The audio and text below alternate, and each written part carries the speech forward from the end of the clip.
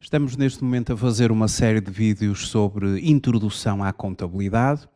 Neste vídeo vamos falar sobre o que são os balancetes, ou seja, que tipo de informação é que nós podemos retirar de um balancete, que tipos de balancete existem, como é que estão organizadas as contas, os saldos nos mesmos balancetes.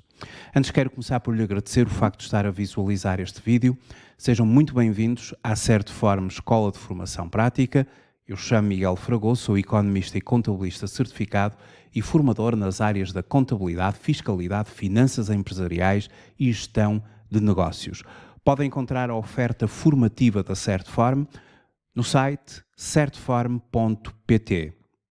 Em certform.pt vai começar por ter acesso aos cursos e suas datas de início em calendário de formação, os cursos que vamos iniciar ao longo do próximo e dos próximos meses. E se quiser ter acesso às informações detalhadas sobre cada percurso formativo, poderá sempre aceder a e-learning e live streaming no site da Certform e assim ter acesso a toda a informação sobre os cursos ministrados na forma e-learning, a partir da plataforma e-learning da Certform, disponível 24 horas por dia, 7 dias por semana. Quando faz a sua inscrição num curso e-learning, tem acesso à plataforma. Ser-lhe-ão atribuídas as credenciais para aceder à plataforma. Pode começar imediatamente o seu percurso formativo, fazê-lo de acordo com a sua disponibilidade, ao seu ritmo e a partir de qualquer parte do mundo.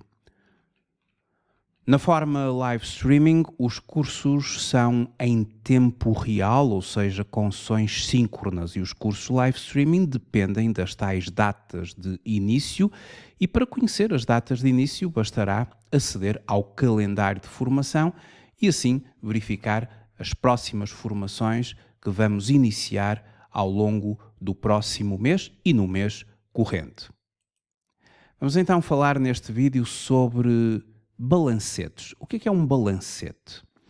Em primeiro lugar, um balancete não é uma demonstração financeira. Demonstrações financeiras são aquelas que o sistema de normalização contabilística prevê, nomeadamente o balanço, a demonstração dos resultados por naturezas, a demonstração dos resultados por funções, e esta será por opção, a demonstração dos fluxos de caixa, a demonstração das alterações do capital próprio e o anexo.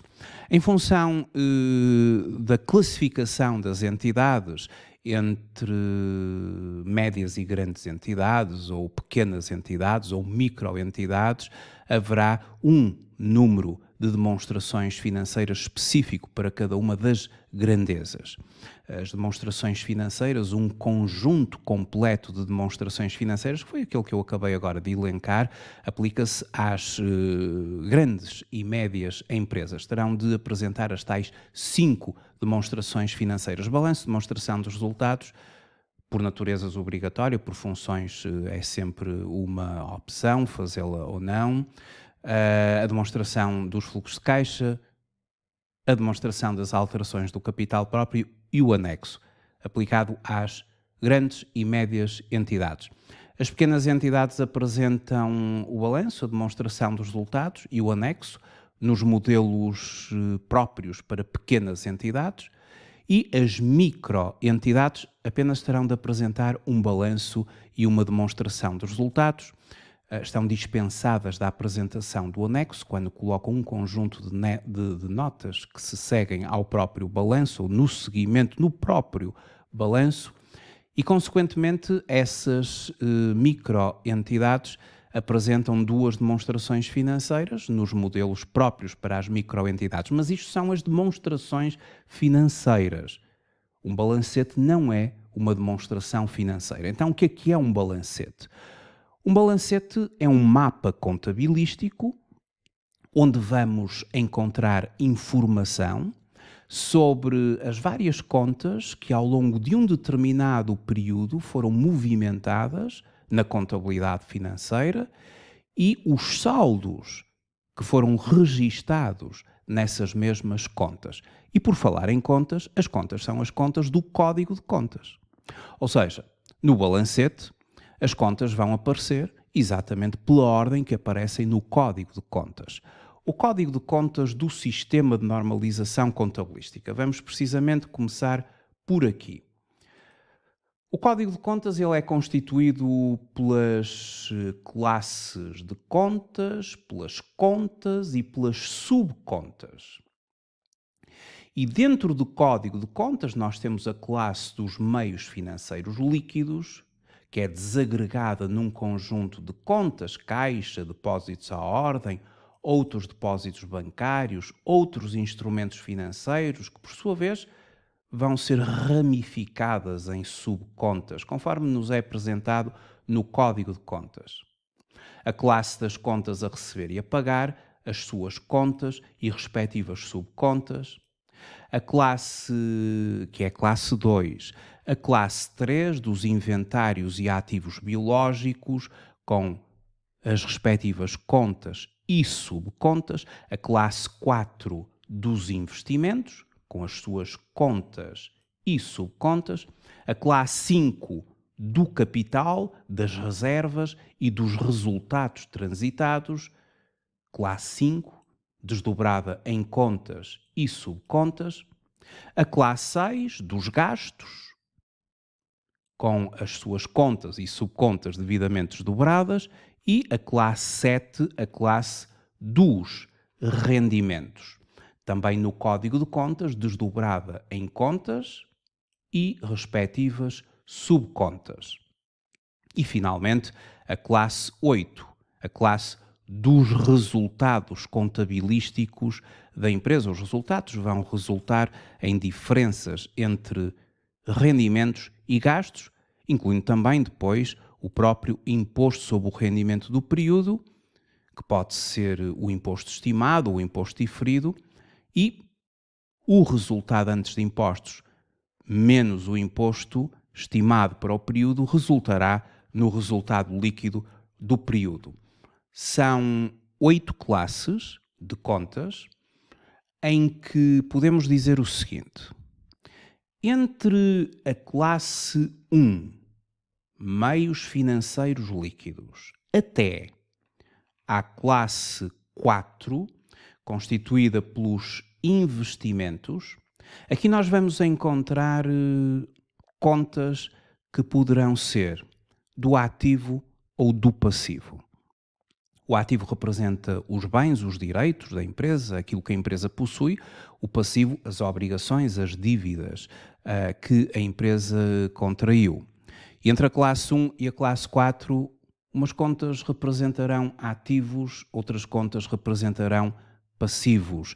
Haverá também determinadas contas que representarão reduções de ativos, diminuições de ativos, nomeadamente contas relacionadas com imparidades, depreciações e amortizações. Portanto, entre a classe 1 e a classe 4 encontramos ativos e passivos. A classe 5 é destinada ao capital, às reservas, aos resultados transitados. No fundo, é aqui que vai ser considerada a denominada situação líquida da empresa.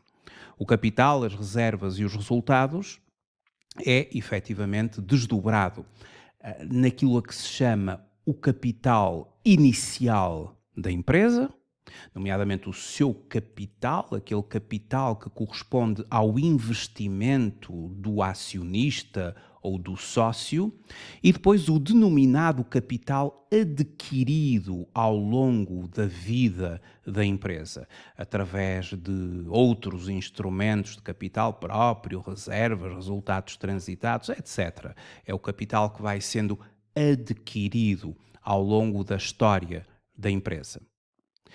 Depois temos a classe 6, mas antes disso, entre a classe 1 e a classe 5, estas são as contas que no fundo vão permitir dar valores para o balanço. Elas vão fornecer os valores para a construção do balanço, porque o balanço contempla o ativo, o capital próprio e o passivo, onde está instituída a equação fundamental do balanço. O ativo é igual ao capital próprio mais o passivo. Seguidamente temos os gastos e os rendimentos. Os gastos a classe 6, os rendimentos a classe 7, aqui no código de contas, e os saldos que nós vamos encontrar nestas contas, no final de cada período de relato, vão ser aqueles que nos vão permitir fornecer a demonstração dos resultados de valores. Os rendimentos e os gastos são contas que nascem, entre aspas, no início do ano e morrem no fim do ano a partir do apuramento dos resultados.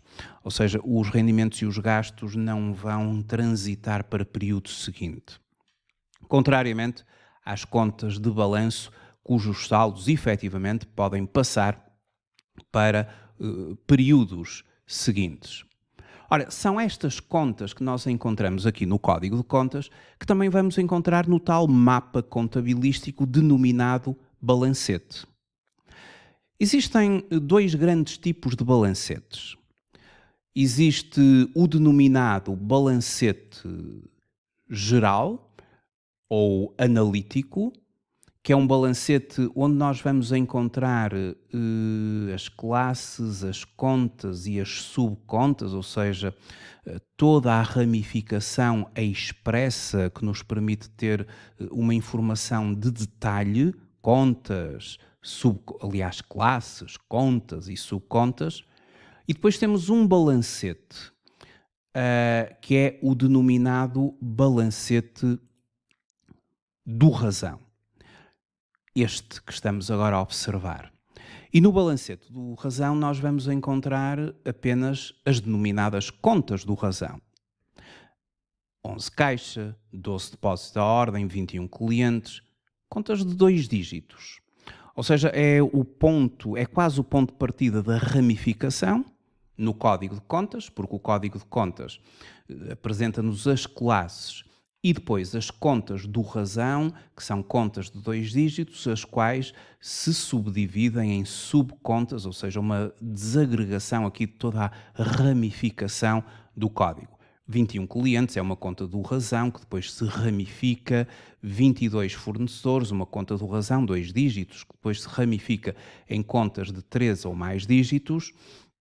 O balancete do razão é aquele balancete onde nós temos as contas do razão, ou seja, de 2 dígitos, e todas por ordem.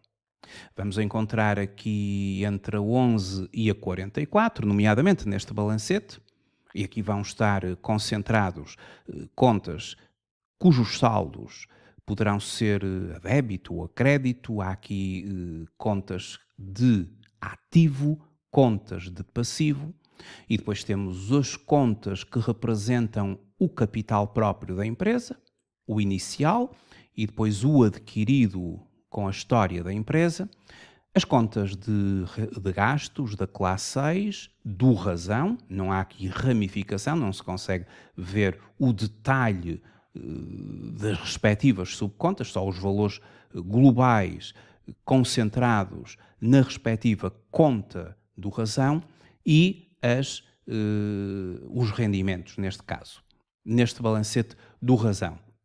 Depois, em balancetes em que já se faz numa fase de apuramento de resultados, teremos também a classe 8 devidamente expressa. Vamos fazer uma leitura do balancete, nomeadamente aqui do balancete analítico ou geral, onde está detalhada de uma forma ramificada as contas do razão e as respectivas subcontas. Este balancete é bastante simples. Nos balancetes das empresas, as contas são ainda mais desenvolvidas, ou seja, quando nós consultamos, nomeadamente um sistema informático, a partir do qual se vai ter acesso aos diversos balancetes da empresa. Aqui na entrada do sistema informático eu tenho imediatamente a informação do tal balancete do razão, mesmo sem pedir nada. O sistema já me está a dar aqui o balancete do razão da empresa, à data, não é? E temos as tais contas do razão, com 2 dígitos, e os saldos respectivos de cada conta, acumulados e depois do próprio mês em causa. Mas se eu quiser ter acesso a outros balancetes, nomeadamente o balancete geral, bastar-me-á ir à análise e à exploração, onde tenho a possibilidade de aceder uma vez mais ao balancete do razão ou a um balancete analítico, que é um balancete onde nós vamos ter as contas e as respectivas subcontas. Existem diversos tipos de balancetes por meses, há uma tipologia grande de balancetes. No fundo, nós temos de imprimir pelo menos um balancete de abertura, depois um balancete de cada mês do ano e depois os balancetes que vão consistir no trabalho de encerramento anual das contas. E o balancete analítico, como estamos a ver, é um balancete onde temos a informação das contas do razão e a sua desagregação em contas e subcontas. E, portanto, aqui este balancete vai ao pormenor, por exemplo, de identificar os clientes conta corrente, os clientes gerais e depois cliente a cliente. E vejamos aqui toda a desagregação da ramificação da conta do razão em subcontas, em conta e subcontas. Isto acontece para as várias contas, ou seja, informação detalhada dos saldos das contas e subcontas. Então, que informação é que nós temos de um balancete? Bom, pela ordem que consta do próprio Código de Contas, começamos com os meios financeiros líquidos, que representam ativos, nomeadamente o caixa, o depósitos à ordem, outros depósitos bancários. Os ativos surgem no balancete com saldo a débito. Isto resulta até das próprias regras de movimentação das contas. É que, como nós sabemos, os ativos eles vão ser debitados pela extensão inicial, pelos aumentos e depois creditados pelas diminuições. Portanto, nós vamos encontrar os ativos a débito da empresa. Clientes é também considerado uma conta do ativo. É fácil perceber que clientes, quando, por exemplo, no dia 31 de dezembro de um determinado ano, nós temos um saldo de clientes conta corrente, por exemplo, de 534.440.93, o que é que isto significa? Significa que no dia 31 de dezembro, estamos a dizer porque este balancete é do dia 31 de dezembro, os clientes devem à minha empresa 534.440.93, que eu espero vir a receber este valor muito proximamente, daqui a 30 dias, enfim, de acordo com o prazo de recebimento que a minha empresa tem. E, portanto, os clientes são efetivamente um ativo, mas são um ativo corrente, ou seja, um ativo de curto prazo. Ou seja, é expectável que se venha a receber destes clientes proximamente, nos próximos 30, 60 dias, e, portanto, é um ativo de curto prazo. Até 12 meses é um ativo de curto prazo, um ativo corrente. Temos os clientes de cobrança duvidosa, que também constituem para já um ativo, e depois temos umas perdas por imparidade em clientes, e elas aparecem a crédito. Porquê? porque tudo o que tem a ver com perdas por imparidade, ou mesmo também depreciações e amortizações, isso vamos encontrar mais abaixo nos investimentos, na verdade traduzem-se em diminuições do ativo. E as diminuições do ativo figurarão também a crédito. Esta desagregação das subcontas, ela vai surgir em somatório na conta do razão. Ou seja, a conta do razão 21 clientes expressa a débito, ou como saldo devedor 612.691.62 e que depois faz ali uma desagregação nas suas respectivas subcontas. A crédito 75.884.13, que se desagrega, neste caso, nas perdas por imparidade, e podemos ter ali a informação. Os fornecedores são naturalmente passivo. Quando à data de relato, ou a 31 de dezembro, nós temos um saldo de fornecedores conta corrente de 246.531.51, o que é que isto significa? Significa que, naquela data, a nossa empresa deve aos fornecedores, ou na perspectiva dos fornecedores, eles são nossos credores, em 246.531.51. Os fornecedores são nossos credores em 246.531.51. É uma conta do passivo. Os passivos surgem no balancete a crédito, ou seja, do lado aqui do crédito. Isto advém das próprias regras de movimentação dos passivos. Conforme nós já vimos, quando se trata de um ativo, debita-se pelo saldo inicial e credita-se pela diminuição, debita-se pelo saldo inicial pelos aumentos e credita-se pelas diminuições, a regra de movimentação de uma conta do ativo, a regra de movimentação de uma conta do passivo. Quando é uma conta do passivo, vai ser debitada por diminuições e vai ser creditada pelo seu saldo inicial, pela sua extensão inicial e pelos aumentos da dívida. Vamos também proceder ao crédito. Sempre que há um aumento de dívida, nós creditamos a conta do passivo.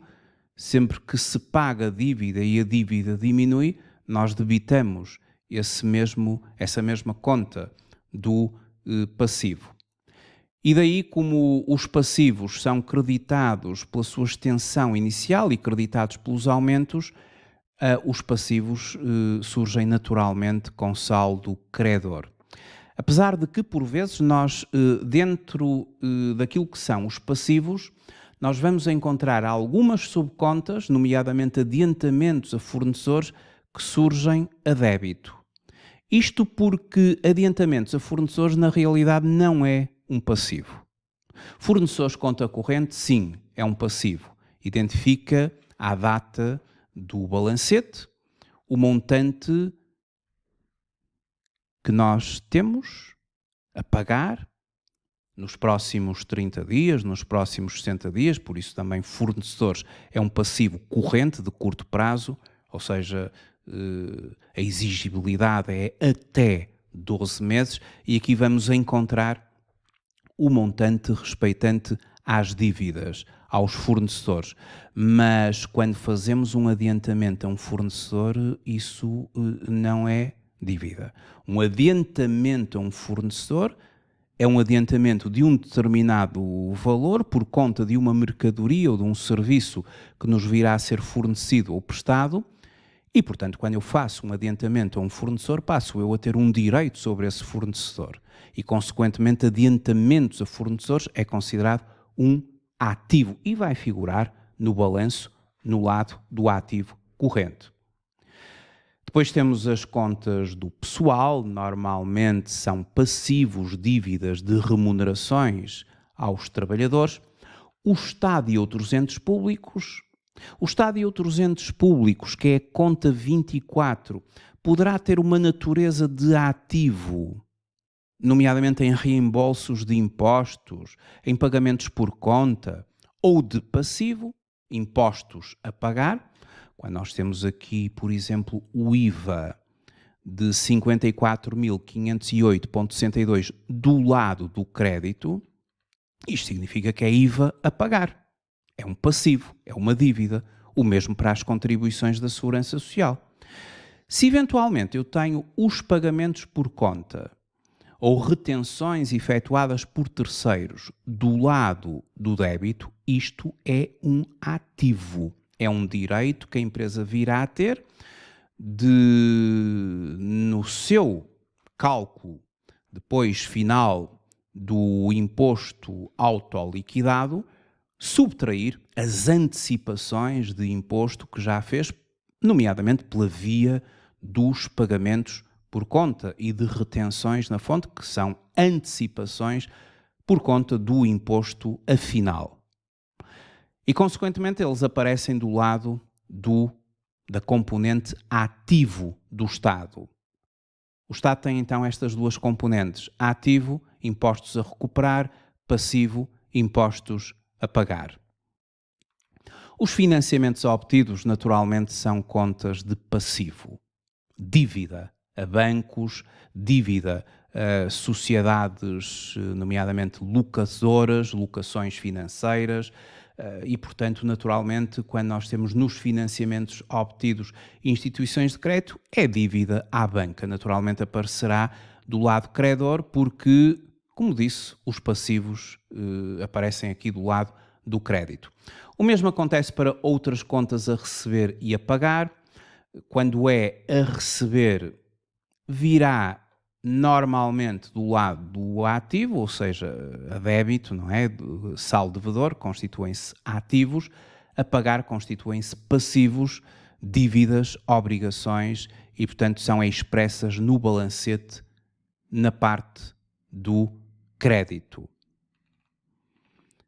Os inventários, a classe 3, ninguém tem dúvidas que inventários representa ativo, débito. Poderá haver eventualmente imparidades em inventários, basta ir ao Código de Contas, e na classe 3, mercadorias, 32, temos as perdas por imparidade acumuladas.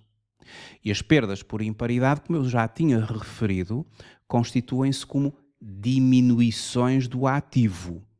Atenção, diminuições do ativo, não é passivo, diminuições do ativo, perdas por imparidade.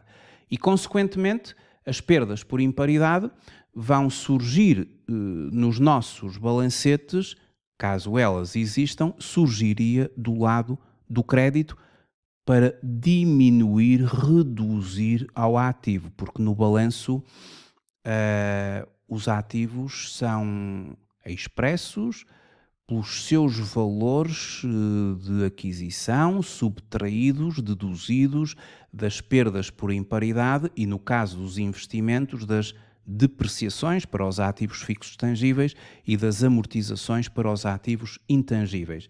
E por falar em investimentos é o que vem já a seguir. Os investimentos temos os valores a débito como ativos e temos as tais depreciações para os ativos fixos tangíveis e as amortizações para os ativos intangíveis que vão surgir do lado do crédito como redução do ativo. No balanço, os ativos fixos tangíveis vão ser considerados pela diferença entre os valores de aquisição que estão no lado do débito, subtraídos pelas depreciações acumuladas. E essa diferença chama-se a quantia escriturada do ativo. O valor da aquisição menos as depreciações acumuladas. Eventualmente, haverá também a possibilidade de perdas por imparidade nos ativos fixos tangíveis, nos ativos intangíveis. Basta ir ao Código de Contas e verificar que a classe 4 prevê para os seus ativos perdas por imparidade acumuladas e, portanto, essas perdas por imparidade acumuladas, elas vão surgir no balancete no lado do crédito, caso tenham sido reconhecidas, contabilizadas, porque trata-se de redução do ativo, diminuição do ativo. E depois temos o capital. O capital inicial da empresa, ou seja, como eu já tinha referido, o investimento inicial do acionista, do sócio. Esta empresa tem um capital social de 200 mil euros, este capital inicial ele também é denominado o capital social, mas depois, com o tempo, a empresa vai conquistando mais capital, capital adquirido, pela via das reservas legais, pela via das outras reservas, pela via da acumulação de resultados transitados, e o capital, por norma, e muito bem, vai aparecer com os seus saldos a crédito, o que é excelente, porque quando nós temos capital a débito, isso, por exemplo, ao nível dos resultados transitados, que é o acúmulo de resultados, quer seja prejuízos, quer seja lucros não distribuídos, que a empresa vem acumulando ao longo da sua história, resultados transitados a débito significa prejuízos acumulados. E vai diminuir o valor do capital da empresa, como é lógico. Portanto, as contas do capital, por norma, aparecem com saldo a crédito, muito bem, nomeadamente o capital inicial e depois o capital adquirido pela empresa, como as reservas. Esta empresa tem resultados transitados a crédito, ou seja, lucros que foram vindo a ser conquistados ano após ano e não foram distribuídos, estão aqui retidos nos resultados transitados. Isto também decorre pela via das próprias regras de movimentação das contas do capital que seguem a mesma lógica do passivo, ou seja, os capitais da empresa, os capitais alheios, o passivo, e os capitais próprios. O capital próprio, ele, sempre que nós movimentamos uma conta da classe 5, as contas da classe 5, elas vão ser creditadas pela extensão inicial, pelo saldo inicial. E depois, sempre que existe aumentos de capital, vamos creditar. E sempre que haja diminuições, vamos debitar. As contas do capital creditam-se pelos aumentos, debitam-se por diminuições. E, consequentemente, dentro deste âmbito, nós temos o capital na classe 5 no balancete. Esta empresa, em termos de capital, ela começou com 200 mil euros e depois, por via do reforço das reservas legais, da constituição de outras reservas, do acúmulo de resultados transitados positivos, ela atualmente tem um capital próprio que totalizará, a diferença entre o crédito e o débito, saldo credor, 1.270.374,66. Este será o valor que depois terá de constituir o somatório no balanço em termos de capital próprio da empresa. Esta é uma sociedade anónima e, consequentemente, nas suas reservas legais, ela já conseguiu alcançar 20% do capital social. A sociedade anónima terá de apresentar 20% do capital social nas suas reservas legais. Ou seja, todos os anos vai afetar a 20ª parte dos lucros constituídos às reservas legais até que as mesmas alcancem a 5ª parte do capital social, ou seja, 20% do capital social.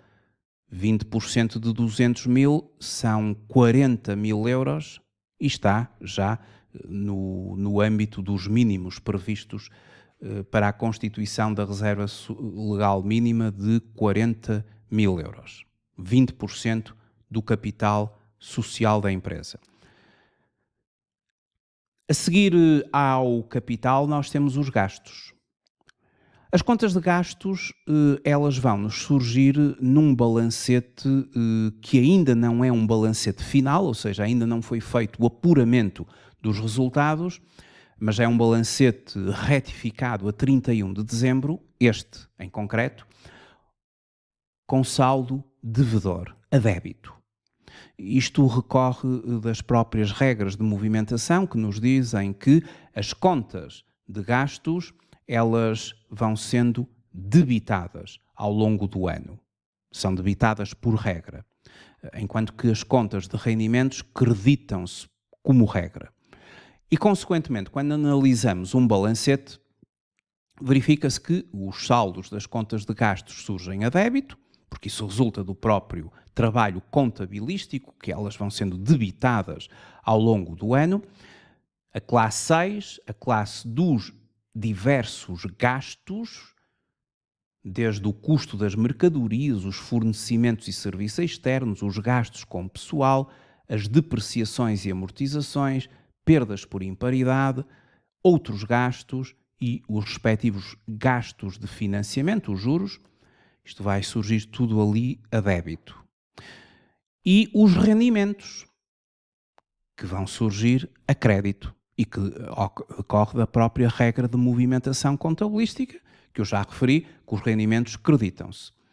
E, portanto, as vendas, as prestações de serviços, outros rendimentos vão surgir a crédito. Por vezes, nós temos algumas contas de rendimentos que vamos observar o seu valor a débito. Porquê? Porque, vejamos, por exemplo, aqui no Código de Contas, a classe 7, a conta 71, é a conta de vendas de mercadorias e esta conta vai registar a crédito as bases respeitantes às vendas de mercadorias. Todavia, se eu vender uma mercadoria a um cliente e o cliente proceder à devolução dessa mercadoria, as devoluções eu vou ter efetivamente que registá-las a débito, porque elas vão corrigir, no fundo, o crédito da venda inicial.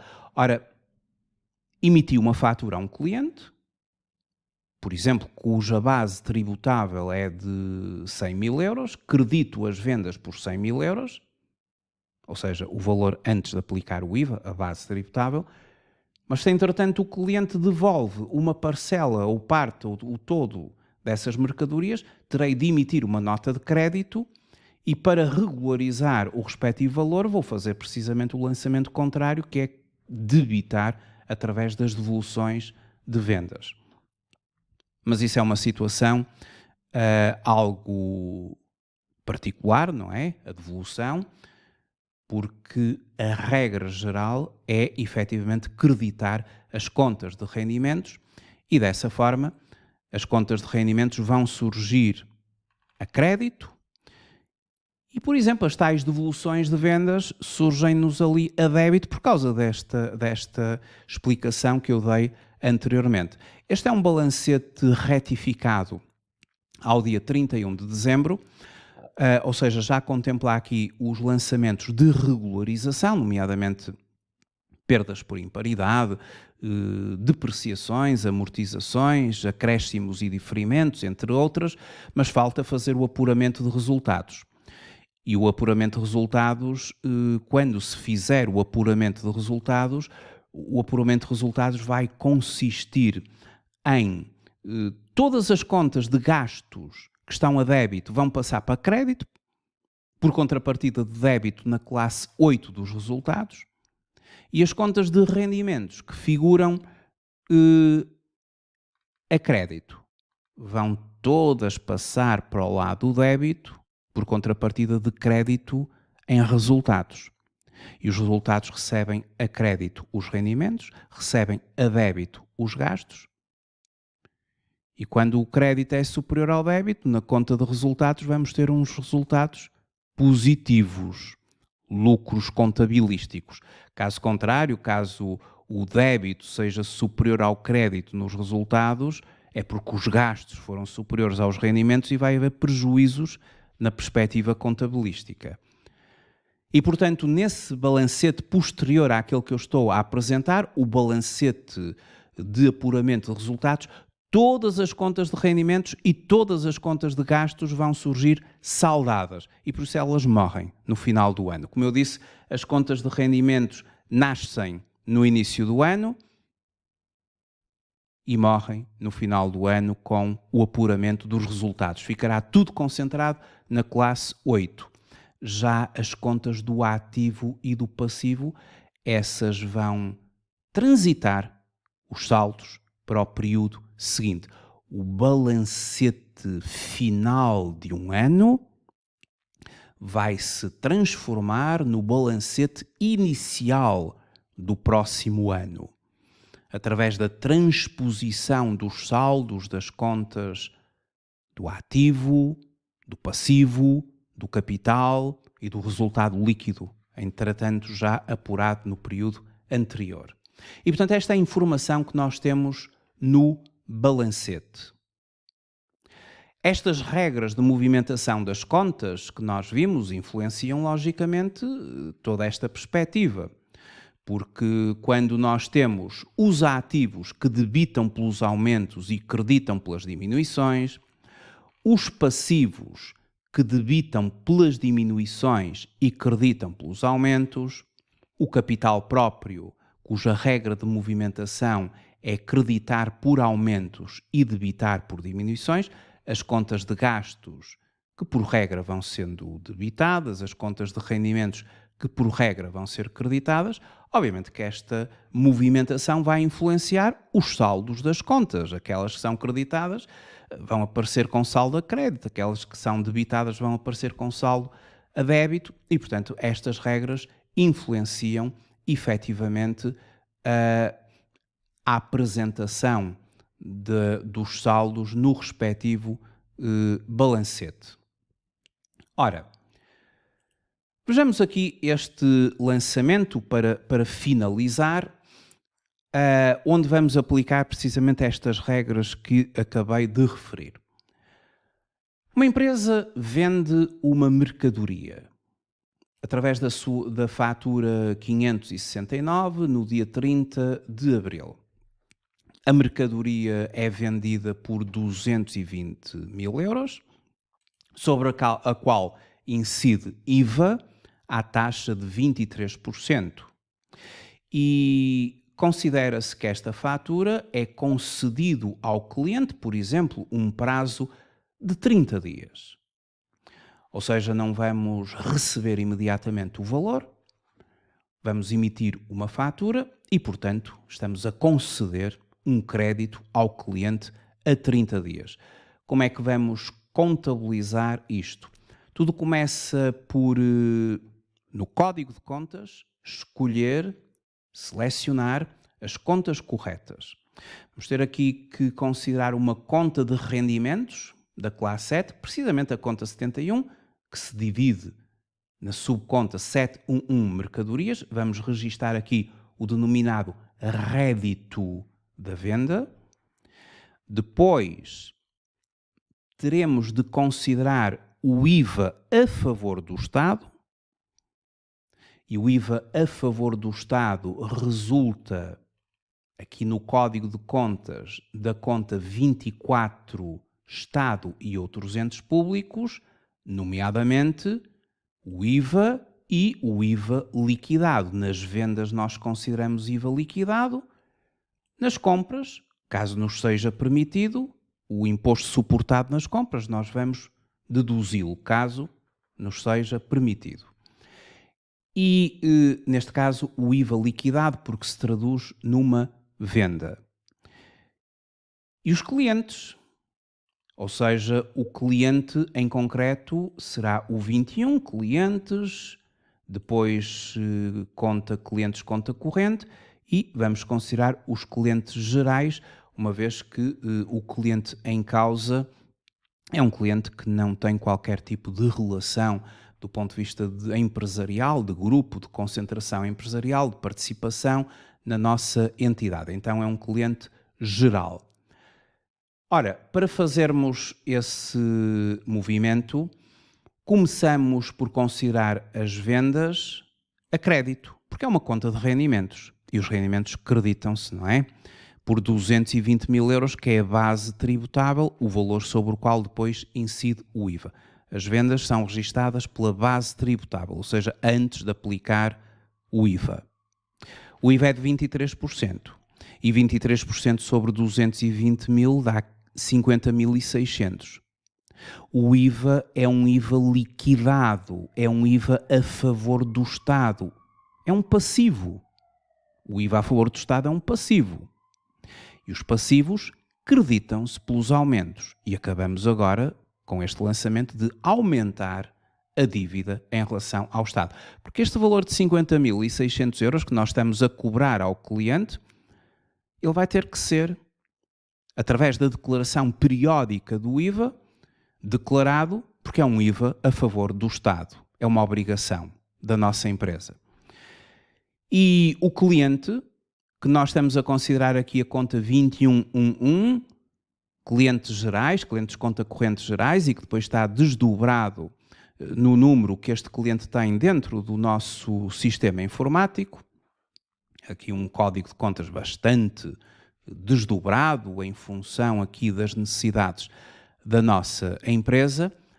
O cliente vai ser debitado pelo total da fatura, 270.600 euros. E porque é que é debitado? É uma conta do ativo. E os ativos debitam-se pelos aumentos. Ou seja, acaba, neste momento, a nossa empresa de adquirir o direito a vir a receber, daqui a 30 dias, por exemplo, 270.600 euros do cliente. O cliente vai ser debitado. Ele é devedor agora da empresa em 270.600. Isto tudo vai ter repercussões no balancete. Quando eu introduzir este lançamento no balancete, a conta 71.1 surgirá com mais 220 mil euros a crédito, considerando que já tinha valores. O IVA liquidado virá reforçado com mais 50.600 euros a crédito, do lado do crédito. E os meus clientes, em concreto este, a sua dívida virá aumentada em mais 270.600 e do lado do débito. Se estivermos a utilizar um sistema de inventário permanente, haverá que considerar também aqui a questão de que se eu estou a vender a um cliente, a mercadoria tem um custo e há que fazer a saída dessa mercadoria de armazém. E o custo desta mercadoria é de 190 mil euros, eu estou a vender por 220 mil, esta mercadoria foi adquirida por 190 mil, é o seu custo, então eu vou registar em sistema de inventário permanente o custo da mercadoria vendida e da matéria consumida. No código de contas é a conta 61, é uma conta de gastos, tem que ser debitado. O custo da mercadoria debita-se porque é uma conta de gastos. E a conta de mercadorias, que no fundo representa aqui o meu armazém, o que é que acontece? Há uma saída de mercadoria para o cliente cujo custo é de 190 mil, sendo a conta 32 de mercadorias uma conta de ativo, está agora a haver uma diminuição da mercadoria da empresa, está a sair e, portanto, vamos creditar esta conta por 190 mil euros. A conta 32 do armazém, ela configura aqui as mercadorias, vai ser debitada quando há aumento do estoque, portanto, quando há reforço ali do armazém, e vai ser creditada quando há saída, quando há diminuição, conforme estamos a acabar aqui de referir. Tudo isto, como disse, vai ter repercussões no balancete.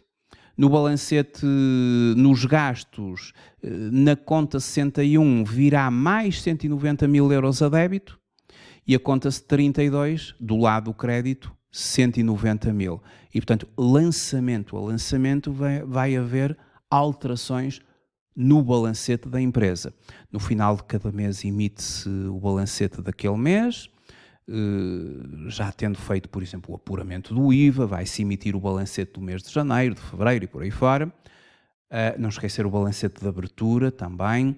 E depois, no final do ano, quando chega a 31 de dezembro, temos o balancete de dezembro, fazemos os lançamentos todos de regularização, de retificação, vamos ter o balancete de retificação e depois os balancetes finais, nomeadamente de apuramento de resultados, e o balancete final que vai transitar do ano corrente para o ano seguinte. Contas do ativo, do passivo e do capital próprio, os seus saldos do final são os saldos do balancete inicial ou de abertura do próximo ano. As contas de gastos e de rendimentos está tudo saldado, nada transita, elas nasceram e morreram no próprio ano. Apenas os resultados, na classe 8, concentra no resultado líquido e assim vai transitar para o período seguinte. Muito obrigado por ter assistido a este vídeo. Até uma próxima oportunidade. Até breve.